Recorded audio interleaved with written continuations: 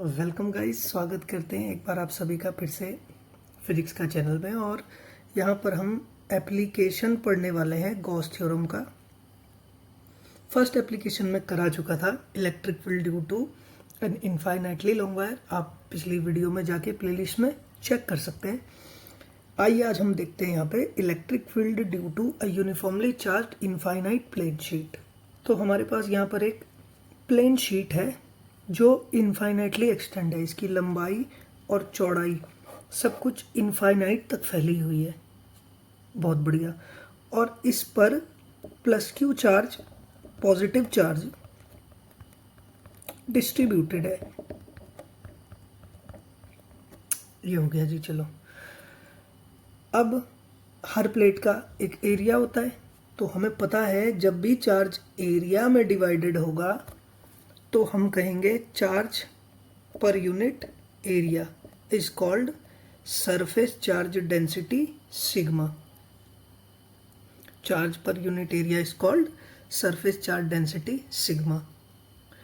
अब क्योंकि यहाँ पर प्लेट इनफाइनाइट तक एक्सटेंड है तो चार्ज भी इनफाइनाइट है और एरिया भी इनफाइनाइट है, और इनफाइनाइट अपॉन इनफाइनाइट ये थोड़ा सा प्रॉब्लम हो जाती है, सॉल्व नहीं होता जल्दी से। तो अगर ये प्लेट ना यूनिफॉर्मली चार्ज्ड है, ये यहाँ पे लिखा भी है, प्लेट जो है हमारी यूनिफॉर्मली चार्ज्ड है, तो इसका मतलब ये होता है कि चार्ज पर यूनिट एरिया मैं इस पूरी प्लेट के लिए कैलकुलेट करूं या चार्ज पर यूनिट एरिया इसके इतने छोटे पोर्शन के लिए फाइंड आउट करूं, या चार्ज पर यूनिट एरिया इतने पोर्शन के लिए फाइंड आउट करूं, या चार्ज पर यूनिट एरिया इतने पोर्शन के लिए फाइंड आउट करूं, वैल्यू उसकी हमेशा सिग्मा ही आएगी। यूनिफॉर्मली चार्ज होने का मतलब ये है, चार्ज यूनिफॉर्मली डिवाइड है तो चार्ज अपॉन एरिया इस वाले का, चार्ज अपॉन एरिया इस सरफेस का, इस सरफेस का, पूरी प्लेट का सिग्मा ही आएगा। हर प्लेट का क्यू अलग, मतलब हर पोर्शन का क्यू अलग होगा, हर पोर्शन का ए अलग होगा, बट जब उस किसी भी पोर्शन के क्यू को उसके ए से डिवाइड करेंगे तो आएगा सिग्मा, वैल्यू सेम आएगा। ठीक है, यूनिफॉर्मली चार्ज्ड होने का ये मतलब है। तो सपोज इस प्लेट की सरफेस चार्ज डेंसिटी सिग्मा है, और सिग्मा का फॉर्मूला मैं यहाँ पे फिर से लिख देता हूँ, Q अपॉन ए। तो Q यानी Q, इसको Q लिखना आपको कंफ्यूज कर सकता है, मैं लिखता हूँ charge upon area, charge upon area. तो चार्ज और सॉरी ये Q नहीं था, ये Q नहीं है, ये सिग्मा है, sigma. Surface charge density is equal to charge upon area. तो चार्ज इज इक्वल टू कितना लिखा जाएगा सर जी? सिग्मा, जो कि यूनिफॉर्म है, हर पोर्शन के लिए सेम आएगा, इनटू एरिया। ये हो गया। चार्ज जब भी निकाल रहा हूँ मैं इस फॉर्मूले से निकालूंगा, अब यहाँ पे इसको ध्यान रखना है। आगे बढ़ते हैं जी। अब यहाँ पर देखो, सपोज मुझे इस पॉइंट पर इलेक्ट्रिक फील्ड निकालना है, इस P पॉइंट पर इलेक्ट्रिक फील्ड निकालना है, जो इस प्लेट से इसकी डिस्टेंस सपोज R है, R दूर है यहाँ से। ठीक है, R दूर किसी पॉइंट पे इलेक्ट्रिक फील्ड निकालना है। तो अब यहाँ पर हम गॉस थ्योरम की हेल्प लेंगे, क्योंकि जो इनफाइनाइटली एक्सटेंड वायर है वो गॉस थ्योरम से ईजिली सॉल्व हो जाती है, और गॉस थ्योरम के लिए चाहिए सिमेट्री। तो मुझे यहाँ पे गॉसियन सरफेस चाहिए ताकि मैं गॉस थ्योरम लगा सकूं, और वो सरफेस के दोनों साइड के लिए सिमेट्रिकल होना चाहिए, इस साइड भी और इस साइड भी, दोनों तरफ से सिमेट्रिकल होना चाहिए। तो यहाँ पर जो गॉसियन सरफेस लिया जाता है वो सिलेंड्रिकल लिया जाता है। तो यहाँ पर हम एक गॉसियन सरफेस अज्यूम कर चुके हैं। एक सिलेंडर है जो इस सरफेस को क्रॉस करके जा रहा है। ठीक है, यहाँ पर से क्रॉस करके जा रहा है सिलेंडर को, या सिलेंडर इस सरफेस को ऐसे कहें। और इस सिलेंडर के पास तीन सरफेस हैं। कौन कौन से सरफेस हैं? एक तो फर्स्ट ये flat cross sectional area, flat surface. दूसरा ये cross sectional area, flat surface. और तीसरा ये जो पूरा कर्व्ड गोलाकार सरफेस है, कर्व्ड सरफेस है पूरा, ये वाला।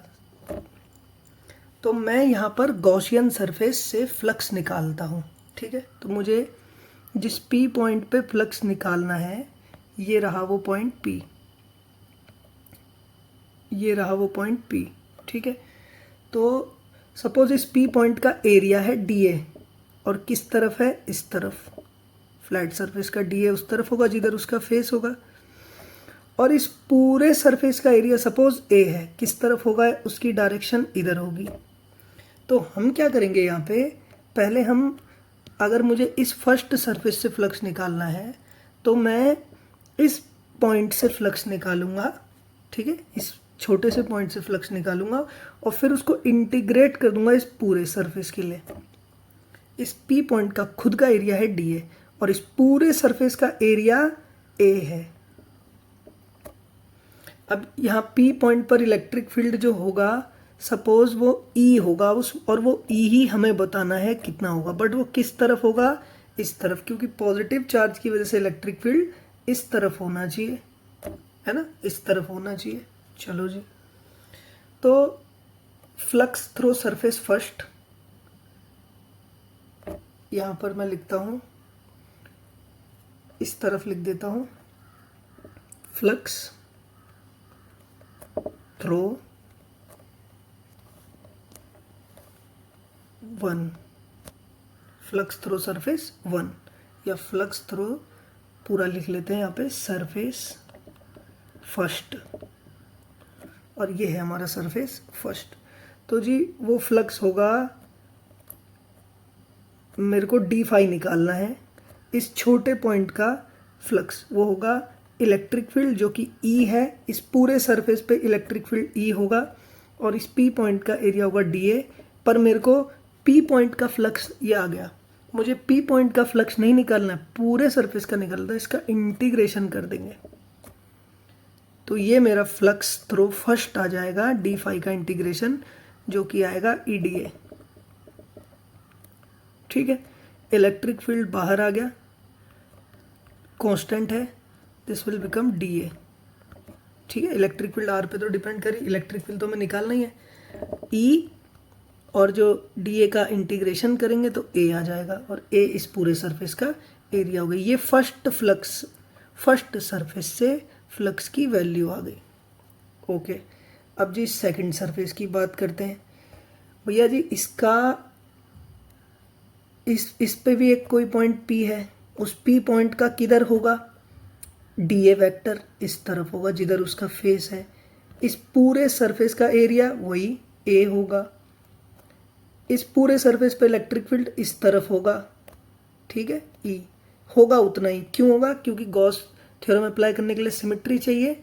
तो ये जो 1 है और 2 है ये सेम डिस्टेंस पे है इस प्लेट से, और सेम फिनो, इसको प्लेट को ना इस सरफेस के अबाउट ऐसे रोटेट कर देंगे ना अगर 180 डिग्री, तो यही स्ट्रक्चर दोबारा मिल जाएगा।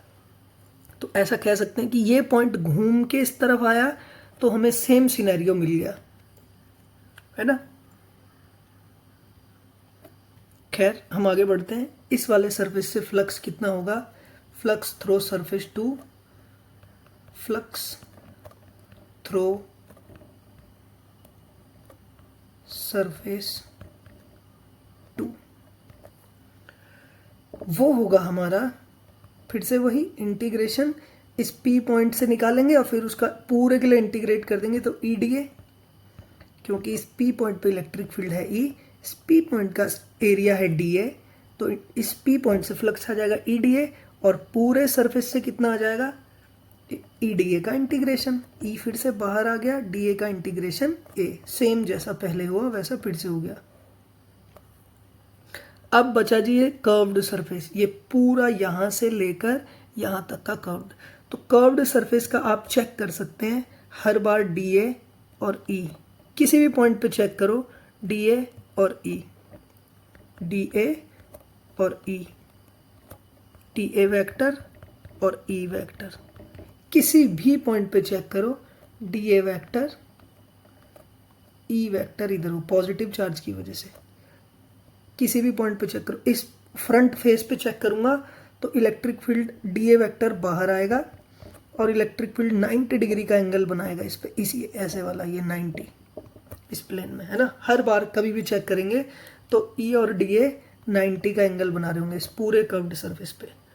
तो curved surface flux throw surface 3 कितना आएगा मेरा, मैं यहाँ पर लिखता हूँ फ्लक्स थ्रो सरफेस 3, या कर्व्ड सरफेस भी आप लिख सकते हैं। फ्लक्स थ्रो सरफेस 3, हम सरफेस 1 से निकाल चुके हैं, 2 से निकाल चुके हैं, ये 2 से, ठीक है, और अब 3 से। तो वो आएगा जी 0। क्यों? क्योंकि ई ए cos 90 बन रहा होगा हर बार, और cos 90 कितना होता है 0। तो फ्लक्स भी कितना हो गया 3 से, थर्ड सरफेस से फ्लक्स हो गया 0। तो टोटल फ्लक्स कितना आ गया मेरा, total flux will become φ1 plus φ2 plus φ3, यानी कि EA plus EA plus 0, and this will become 2EA, ये तो आ गया मेरा फ्लक्स कैलकुलेशन से। अब फ्लक्स निकालता हूँ गॉस थ्योरम से। गॉस थ्योरम कहती है कि जो फ्लक्स होगा, गॉस थ्योरम के हिसाब से फ्लक्स क्या होगा, गॉस थ्योरम के हिसाब से फ्लक्स होगा, मैं इधर लिख देता हूँ आगे, flux by Gauss theorem, Gauss theorem के हिसाब से फ्लक्स टोटल होना चाहिए क्लोज सरफेस का कितना। अच्छा, यहाँ पर आप चाहो, अगर आप यहाँ पर चाहो तो इसको क्लोज, ऐसे क्लोज्ड सरफेस भी लिख सकते हो, ठीक है, बट ये हम जानते हैं फ्लक्स होगा charge enclosed upon epsilon not. अब चार्ज एनक्लोज्ड, कौन सा चार्ज एनक्लोज्ड, चार्ज एनक्लोज्ड क्या होता है, ये होता है charge enclosed bye Gaussian surface. Gaussian surface ने कितना चार्ज घेरा हुआ है। तो जी यहाँ पर आओ, हमारा गॉसियन सरफेस ये सिलेंडर है, और सिलेंडर ने इस पूरी प्लेट का चार्ज नहीं, सिर्फ इतने पोर्शन का चार्ज कवर किया हुआ है। और इतने पोर्शन का चार्ज कैसे निकालेंगे, इतने पोर्शन का एरिया, फ्लैट सरफेस का एरिया ए, पूरे सिलेंडर का जो क्रॉस सेक्शन है, जो चौड़ाई है वो सेम है, तो एरिया भी हर फ्लैट सरफेस का सेम होगा ए। तो चार्ज के लिए मैंने बताया था ये वाला फॉर्मूला यूज करेंगे, चार्ज इज इक्वल टू होगा सिग्मा इंटू एरिया। तो इसका चार्ज कितना आएगा, जो एनक्लोज्ड सरफेस है इसका चार्ज आ जाएगा कितना, सिग्मा इंटू ए, ओके, सिग्मा इंटू ए। तो आते हैं हम नीचे अपने डेरिवेशन को आगे बढ़ा के देखें, तो यहाँ पर हमें मिलता है flux sigma into A upon epsilon not, ये आ गया फ्लक्स गॉस थ्योरम से। और इक्वेशन 1 और 2 को इक्वेट करेंगे हम, this is our equation 1, this is our equation 2, from 1 and 2 we can say that from equation 1 and 2 equation से मैं कह सकता हूँ कि sigma A upon epsilon naught जो है वो 2EA के इक्वल है, 2EA के इक्वल है, और A से A कैंसिल, तो क्या बचा, E कितना बचा, ये 2 अपॉन में आ गया, तो E हमें मिला सिग्मा अपॉन 2 एप्सिलॉन नॉट। ये इलेक्ट्रिक फील्ड का मैग्नीट्यूड हो गया, सिग्मा अपॉन 2 एप्सिलॉन नॉट। इतना इलेक्ट्रिक फील्ड बनाएगी एक infinitely uniformly charged wire, sorry, एक इनफाइनाइटली यूनिफॉर्मली चार्ज्ड शीट। तो एक प्लेट से r दूर इस P पॉइंट पे इलेक्ट्रिक फील्ड का हमारा कितना मिला फॉर्मूला, मैग्नीट्यूड मिला सिग्मा अपॉन 2 एप्सिलॉन नॉट। और यहाँ पर गौर करने वाली बात यह है कि इलेक्ट्रिक फील्ड r पे डिपेंड कर ही नहीं रहा है, ठीक है। इसका मतलब इलेक्ट्रिक फील्ड कैसा होगा, यूनिफॉर्म, क्योंकि इलेक्ट्रिक फील्ड की वैल्यू ना टाइम पर डिपेंड कर रही है और ना ही डिस्टेंस पर। तो ये एक ऐसा सिस्टम हमें मिल गया है जो यूनिफॉर्म इलेक्ट्रिक फील्ड बनाएगा। तो अब इसका इलेक्ट्रिक फील्ड दिखेगा कैसे, वो हम ड्रॉ करते हैं। इसका इलेक्ट्रिक फील्ड इस तरह का दिखेगा, ठीक है। यहाँ पर थोड़ा सा ये इस जगह पर गड़बड़ हो गया, मैं इसको ठीक कर देता हूँ। इसका इलेक्ट्रिक फील्ड कुछ ऐसा दिखेगा,